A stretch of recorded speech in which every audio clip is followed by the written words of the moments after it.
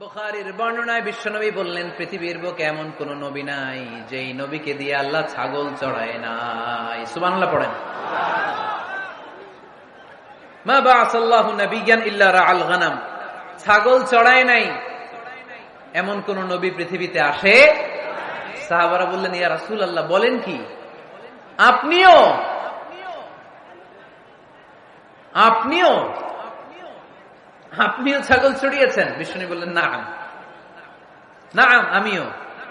ওয়া ইন্নী কুনতু আরআহা আলা কারারিতি আহলি মক্কা। আমি তো অল্প কিছু পারিশ্রমিকের বিনিময়ে মক্কা শহরের লোকদের ছাগলগুলো চড়িয়ে দিতাম। পরিচ্ছন্ন মানুষ ছাগল চড়াতেন, অহংকার করতেন না। বিশ্বনবীর অহংকার ছিল না। সুবহানাল্লাহ পড়েন। শুধু কি বিশ্বনবী, সব নবীকে দিয়ে আল্লাহ ছাগল চড়িয়েছেন। কারণ ছাগল হচ্ছে খুব টেরা একটা প্রাণী, তাই না? ছাগল এত টেরা, ছাগলের গলার রশি ধরে যদি আপনি ডানে টান দেন, এটা কোন দিকে যাবে? বায়ে টান দিলে, সামনে টানলে, পিছনে টানলে পারা যায় কিছু? ভাবলেন সারা সপ্তাহ ব্যস্ত থাকি, আজকে আমার ছুটি, আমিও গোসল করি, এটারও গোসল করাই।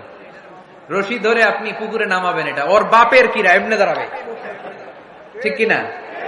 ওরা টেনে নামানো যায় না। এর কারণ ওর নাম কি? কথা কয় না।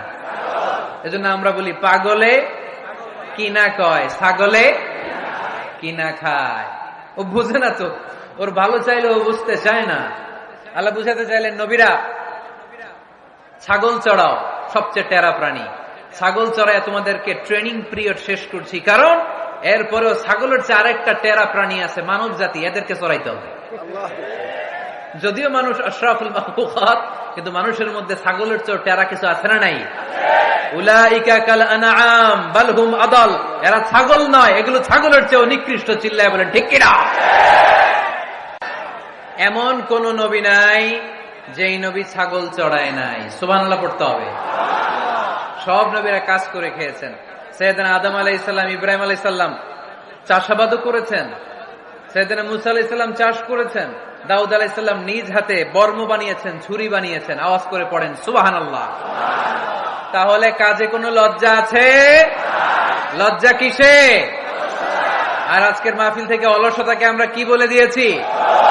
কাজের সময়, নামাজের সময় কাজে কোনো লজ্জা নেই। বিষ্ণু ইসলাম কাজ করে খেতে বলেছেন।